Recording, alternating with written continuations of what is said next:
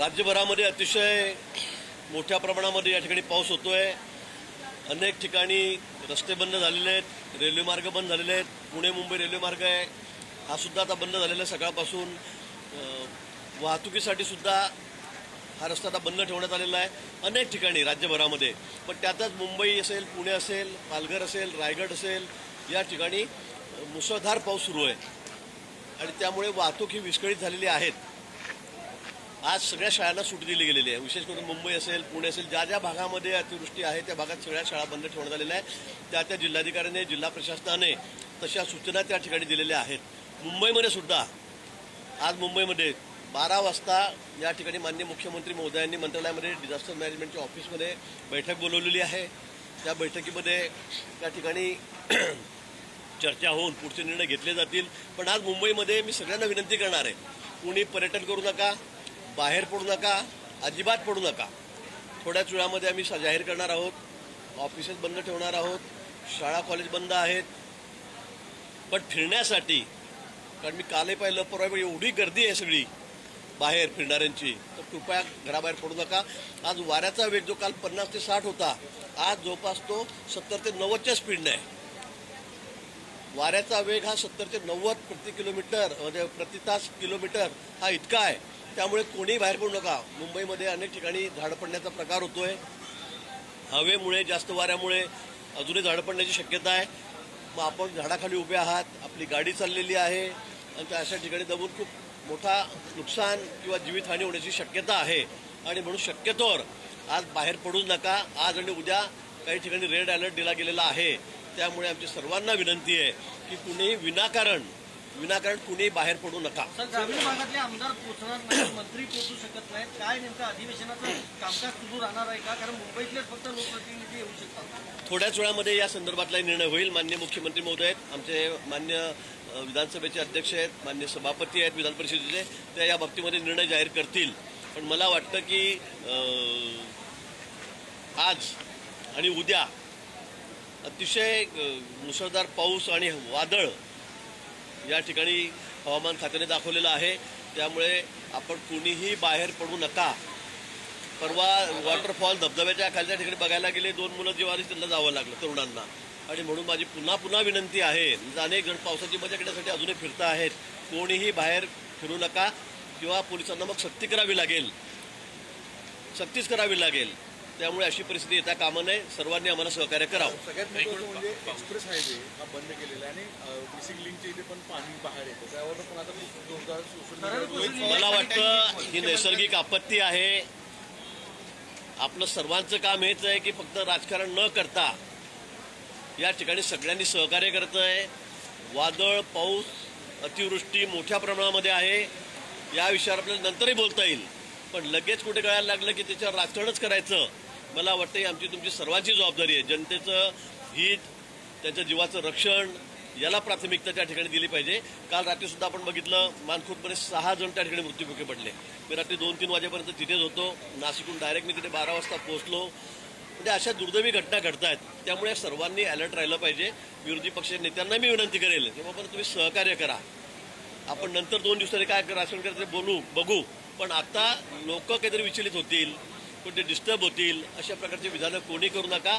आरोप प्रत्यारोप आपण नंतर करू। किती प्रमाणामध्ये पाऊस सध्या सुरू आहे आणि बॅकवॉटर धरणाची पोझिशन्स काय आहे सध्या? धरणामध्ये आता पाणी येते, कारण एवढा मोठ्या प्रमाणामध्ये पाऊस झाल्यावर आता धरणं भरतीलच, त्या बाबतीत काही दुमतच नाही आहे। अजून ती माहिती इथे आलेली नाही, पण सारखा सतत मुसळधार पाऊस या ठिकाणी सुरू आहे।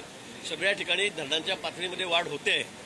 मुंबईमध्ये सुद्धा, पुण्यामध्ये सुद्धा होईल, पण पाहिजे त्या प्रमाणात अजूनही नाही आहे। कारण कॅचमेंट एरियामध्ये वरती पाऊस झाला पाहिजे, त्यावेळेला धरणामध्ये पाणी येतं।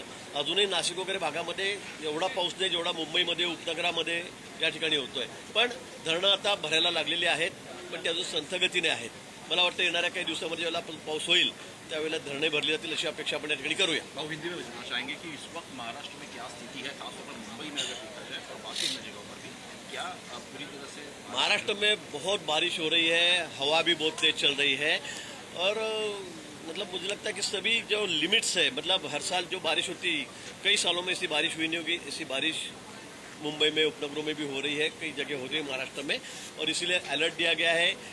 4-5 जगह रेड अलर्ट भी है, ऑरेंज अलर्ट है, और हवा जो चल रही है वो बहुत तेजी से चल रही। कल का हवा का स्पीड जो था वो 60-70 तक था, 50 से 70 तक रफ्तार से, 1 घंटे की रफ्तार से 50-60 किलोमीटर की रफ्तार से चल रही थी।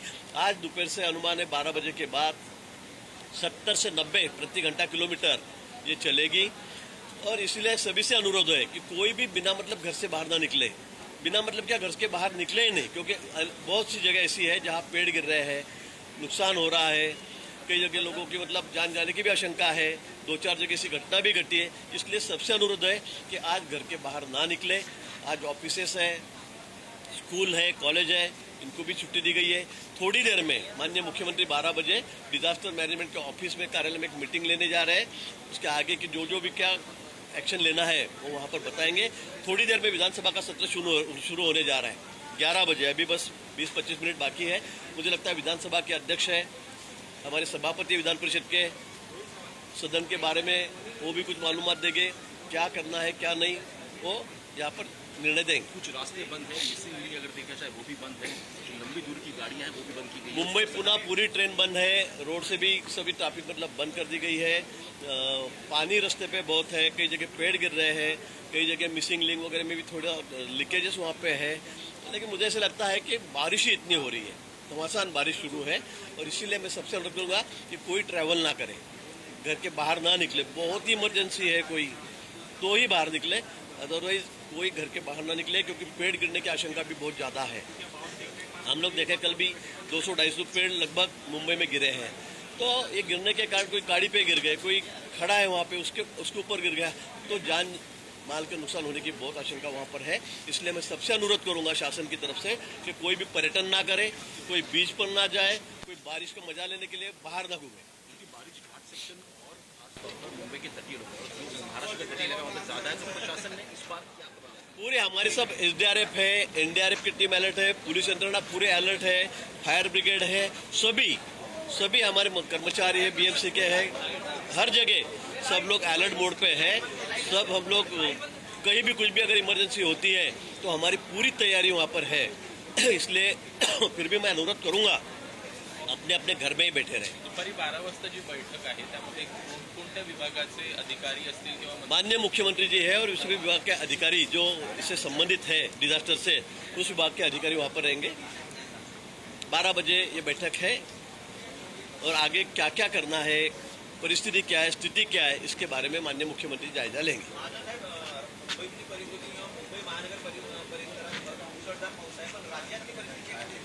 राज्यामध्ये सर्वत्र पाऊस सुरू आहे। राज्यभरामध्ये काही ठिकाणी ऑरेंज अलर्ट आहे, काही ठिकाणी येलो अलर्ट आहे। राज्यभरामध्ये पाऊस समाधानकारक त्या ठिकाणी सुरू आहे।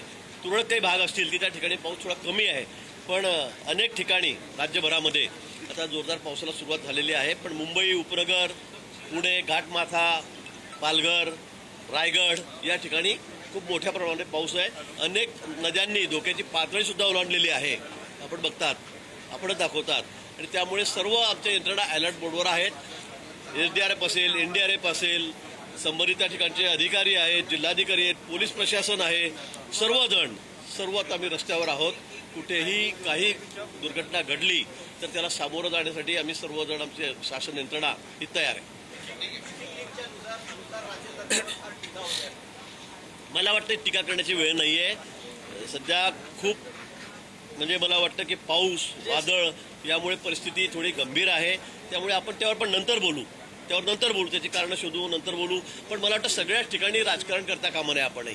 एकीकडे आपल्याला लोकांचा जीव महत्त्वाचा आहे, लोकांना सुरक्षित ठेवणं महत्त्वाचं आहे, त्याला आपण प्रायोरिटी द्यावी। विरोधी पक्षांना मी विनंती करेल, त्यांच्या नेत्यांना मी विनंती करेल की आपण हे सोडून आता आपल्याला या 2-3 दिवसातून बाहेर कसं पडता येईल या परिस्थितीमधून, त्यासाठी सगळ्यांनी चर्चा करावी, विचारविनिमय करा। आपल्या काही सूचना असतील त्याही शासनाला आम्हाला त्या आपण द्याव्यात, आम्ही निश्चित त्याच्यावर अंमलबजावणी करू।